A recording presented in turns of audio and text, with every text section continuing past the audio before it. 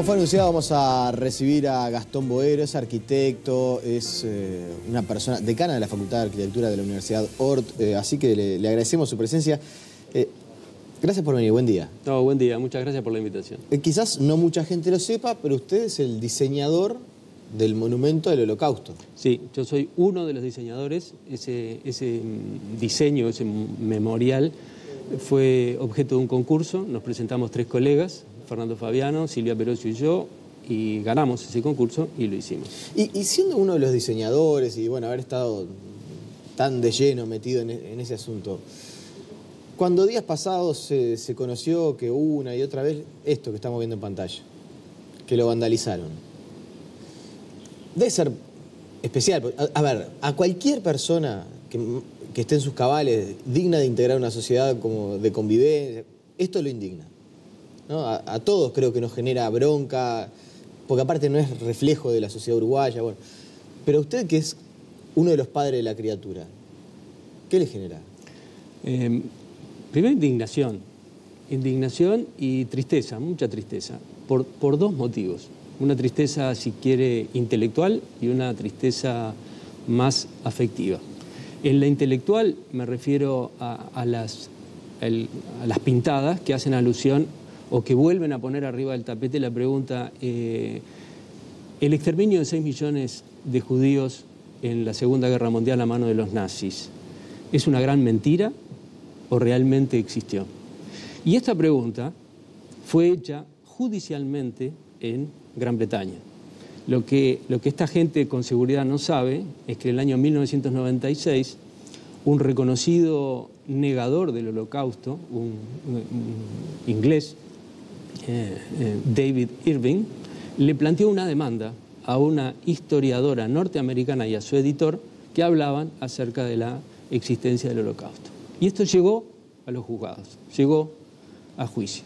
Por lo tanto, la justicia inglesa de Gran Bretaña tuvo que resolver si efectivamente, o sea, tuvo que contestar esta pregunta: ¿efectivamente existe el Holocausto? Porque más allá de lo que usted piense, o de lo que yo pienso, o de lo que piensa el televidente, si existió o no, tuvo la justicia que expedirse. Claro, pero a ver, no es dar por válido una afirmación hecha por gente que realmente, o sea, no merece ni ser calificada, porque vuelvo a decir lo mismo, o sea, no hace ni siquiera la vida en sociedad, no hace a lo que representa el sentir de la sociedad uruguaya. Entonces, más allá de esa, siquiera hacernos la pregunta es darle validez, me parece, a ese tipo de... Sí, claro, pero es bueno saber que esto llegó a la justicia. Es bueno, y saber que la justicia se expidió diciendo que se habían provisto una serie de pruebas que sacaban más allá de toda duda razonable esto. Entonces, hacer una pintada en este sentido, que es la mentira más grande de la historia, es como decir, bueno, pero no leí nada, no sé nada. ¿Qué es lo que lo pienso yo, más allá de cualquier evidencia que se pueda hacer en el mundo y tener en el mundo? Entonces eso habla de lo otro, que me refiero a que es, me siento como triste, y es de, primero, la falta de tolerancia hacia pensamiento diferente, la falta de conocimiento, el creer que uno piensa las cosas y por lo tanto son válidas porque yo las pienso, más allá de lo que piensas tú, que piensa el resto, más allá de los procesos sociales acordados como los procesos judiciales de demostración de las pruebas. Es de una intolerancia brutal. Y hay algo que se vincula ya en una preocupación muy mía, digamos, y es que yo pienso que la sociedad uruguaya está muy ideologizada, y cuando digo esto, ideologizada, me refiero a una acepción del término de la ideología, que es a la muerte de las ideas. Yo creo que las ideas en el mundo tienen marcha atrás, marcha adelante, marcha al costado, están vivas, están constantemente poniéndose en tela de juicio, pero no quedan congeladas. Y el Uruguay tiende mucho a congelar las ideas y a decir, bueno, si esto es así una vez, siempre lo va a hacer y por lo tanto lo hago. Esta imagen del caudillo, por ejemplo, de síganme los buenos, y yo pregunto, ¿por qué síganme? ¿A quién tengo que seguir? ¿Y quiénes son los buenos? ¿Y por qué es esto? Dame razones, haceme pensar. Y en este sentido me gusta mucho el pensamiento de Baruch de Spinoza, en donde pone a la ética por encima de la moral. La moral define el bien y el mal, y la ética define lo bueno y lo malo. Y lo bueno y lo malo varían en vos, varían en mí, varían en el televidente. De alguna manera.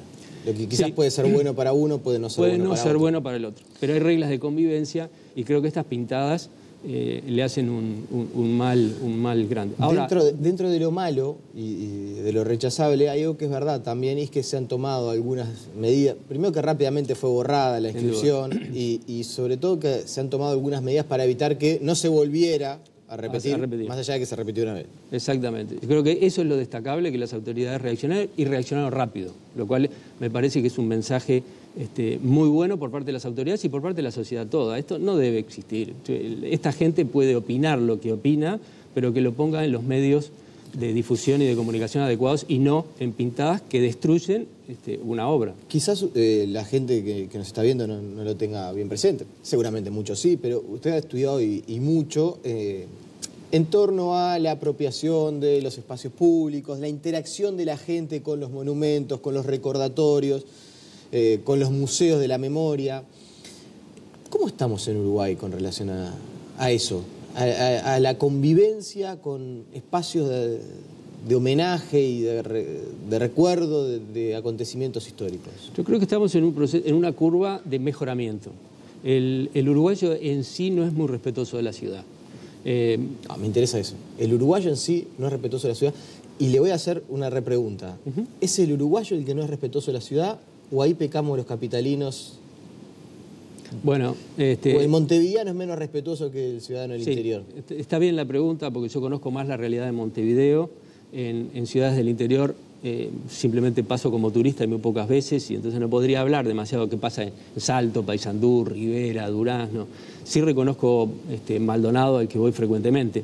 Pero en general en Montevideo no hay un respeto por la limpieza.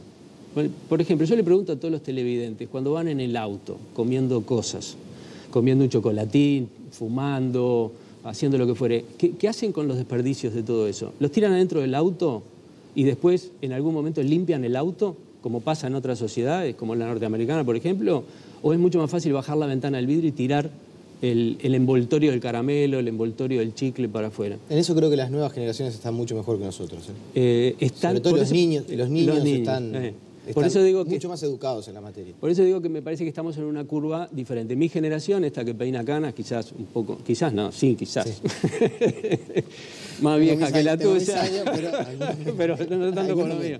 Sí, sin duda, venimos, por eso cuando los comparo estamos en esa, y gracias a la educación que está haciendo primaria y que se hace con los chicos. Y en cuanto al patrimonio arquitectónico, Montevideo es una ciudad preciosa. Hermosa. Bellísima. Y uno, si tiene la posibilidad de recorrer, cuanto más recorre fuera de frontera, más valora lo que es Montevideo. Lo que sí pasa, y pasa habitualmente, es que, no sé, uno tiene la impresión que quizás nunca se detiene a mirar, no sé, el 18 de julio, de lo que es la fachada de los edificios. Y también es verdad que nos acordamos de ciertas cuestiones patrimoniales cuando las vamos a perder. No sé, se dio con el tema del Cantegril ahí en 21 de septiembre, de la vivienda que fue derrumbada en la Rambla y que era el último espacio sin ser construido como un edificio. ¿Qué tanto tenemos que avanzar o qué diferencias hay a nivel internacional con la legislación nuestra patrimonialmente? Yo creo que, primero, lo que tú decís, Montevideo es una ciudad hermosa, que tiene muy buenos ejemplos distribuidos de los distintos periodos arquitectónicos o estilos arquitectónicos, y que muchas veces no están esos ejemplos adecuadamente protegidos. Y cuando digo adecuadamente protegidos hay que considerar dos cosas. Uno, el interés de la sociedad por conservar y por legar a las generaciones futuras, a estos chicos, estos que se están educando en cuidar más la salubridad y cuidar más a la ciudad, legarles ese patrimonio histórico. Pero por el otro lado también hay que considerar que adentro de ese patrimonio histórico, una vivienda, por ejemplo, vive una familia. Y que por lo tanto, si se la afecta patrimonialmente, se dice no se puede modificar tal cosa, etcétera, hay que dar de alguna manera algunas ayudas, básicamente económicas, y exoneraciones tributarias o facilidades de cualquier tipo. ¿Para qué? Para que esa familia siga viviendo adecuadamente y de acuerdo a los estándares de calidad y de confort contemporáneos, pero al mismo tiempo preserve ese valor histórico que tiene. En eso me parece que todavía tenemos un camino por recorrer. ¿Estamos un poco divorciados del legado patrimonio, del patrimonio? No sé si divorciado, creo que ya es una palabra un poquito fuerte, divorciado, pero creo que nos tenemos que unir un poquitito más. ¿Quién insiste mucho en esto? Mariano Arana. Sí, sin duda, Mariano. Que fue intendente y es una de las personas que, por lo menos más fuertemente, yo lo escucho hablar de la poca conservación que hacemos de eso que muchas veces nos pasa hasta desapercibido. O sea, de edificios como el que vemos ahí. Espectaculares, bellísimos, el Palacio Salvo. Divinos y que quizás no siempre los valoramos o los dimensionamos de la manera que, por ejemplo, lo hacen los extranjeros. Sí. Bueno, también hay un tema cultural, hay un tema de difusión cultural que entre nosotros nos tenemos que poner en valor y saber por qué ponemos en valor algunos elementos públicos, algunos objetos arquitectónicos y espacios públicos y por qué son. Yo creo que hay también una labor educativa para que pase eso, que la gente empiece a valorar las cosas con razones, con fundamentos. ¿Y por qué piensa el colectivo de arquitectos, urbanistas, que tal o cual cosa merece una preservación? En eso me parece que también estamos quedados un poco en un tema de difusión. Y por el otro lado, lo que yo te decía era ya más legislativo, o sea, más de regulación. Claro. Bien, seguimos transitando por la entrevista, muy interesante, por cierto. Hay un tema que yo no quiero dejar de preguntarle. Hace no mucho, un par de años, usted fue reconocido junto con un grupo de estudiantes por una iniciativa vinculada a la Casa Uruguaya. La casa inteligente, eficiente, recibió premiación a nivel internacional. ¿En qué quedan ese tipo de cosas? Porque hablamos todos allá en 2015 de que la Casa Uruguaya había sido premiada como en un premio en Colombia, fue de Latinoamérica y el Caribe, como la casa más eficiente, que es el prototipo de casa más eficiente. ¿En qué queda ese tipo de iniciativa? Bueno, lo que la gente no sabe es, un pequeño raconto, nosotros ganamos con esa vivienda a la vivienda más eficiente desde el punto de vista solar, el reconocimiento internacional que es como una especie de campeonato del mundo de competencias de ese tipo, el Solar Decathlon, que sucedió por primera vez en Latinoamérica, en Colombia, en Cali, en el 2015. Luego también hay que reconocerlo que el Ministerio de Industria y Energía nos otorgó el premio a la mejor propuesta de eficiencia energética en vivienda con la casa el año pasado.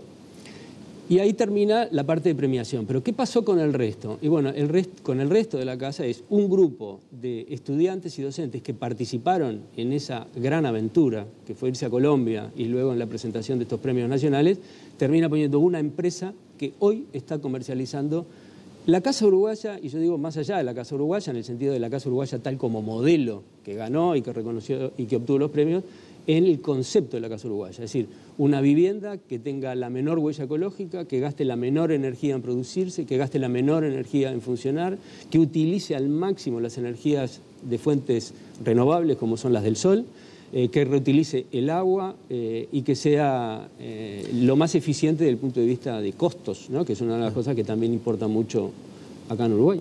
Ahora, ¿y por qué cuesta el desarrollo de este tipo de iniciativas? Yo hace, no sé, como 5 años estuve por Nueva York y ya hace 5 años, en 2012, uno veía los techos verdes, veía que los edificios estaban orientados para recibir la luz solar y con un tipo de vidrio para utilizar la luz solar en energía.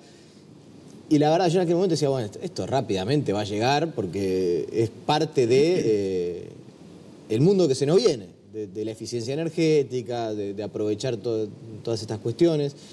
¿Por qué cuesta incorporar este tipo de tecnologías o de eficiencia en el mercado inmobiliario uruguayo? Yo creo que cuesta básicamente por 2 temas. Un tema cultural, el uruguayo es muy desconfiado, necesita más pruebas de que algunas cosas funcionan.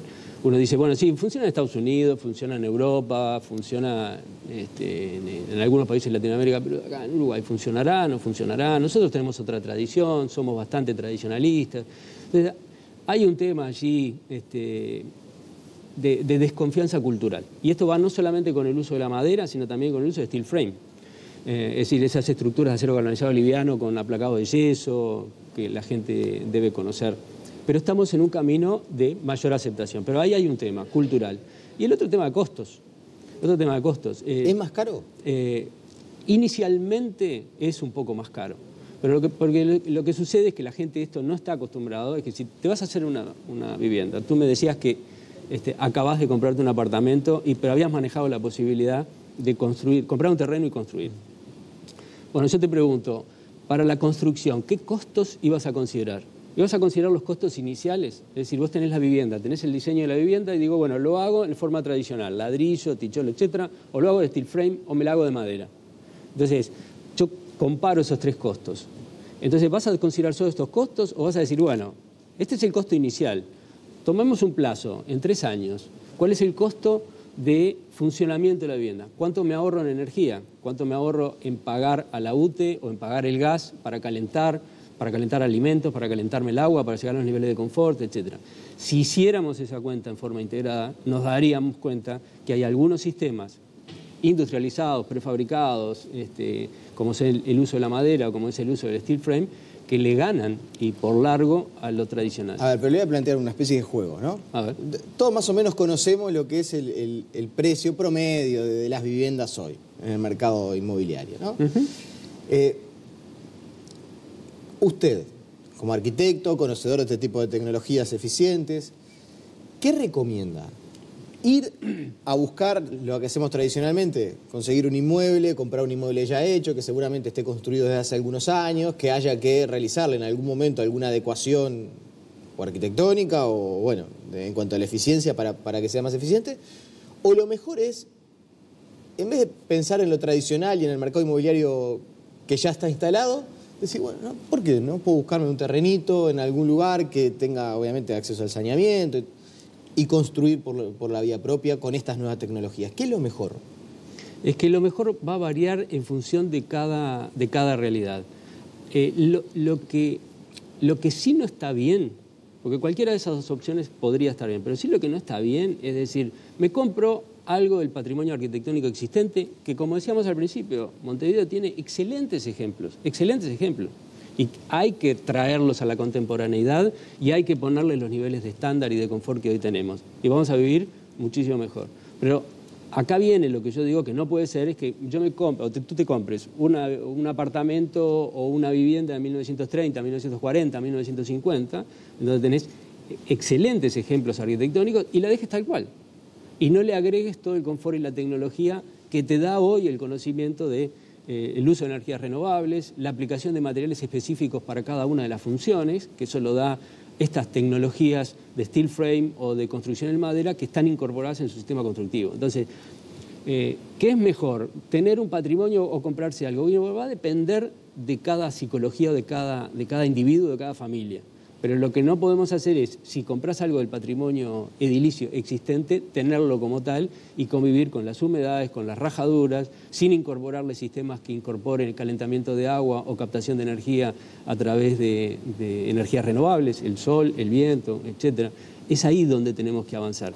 Y ahí hay un tema que usted dice que es muchas veces hasta cultural y no tanto de costos. Es cultural. El uruguayo es muy tradicional y desconfía de una construcción de madera. Y las hormigas, ¿no se van a comer a la madera? ¿No se van a llevar las hormigas a la casita como si fueran una viñeta en un cómic y de buenas a primeras yo me quedo sin nada? Y no, eso no pasa. Eso no pasa y estas son parte de las dudas y cuando yo digo hay un tema cultural lo último, que hay que hacer. ¿Y el tema de los contenedores, que también está un poco de moda? Y también son alternativas, los contenedores, todos los sistemas tienen sus pros y sus contras y hay que evaluarlos. Pero sin duda que la reutilización de los contenedores es una de las alternativas posibles. Sí, claro. Gastón Boero, un placer recibirlo y nada, volvemos a conversar seguramente cuando las circunstancias así lo meriten.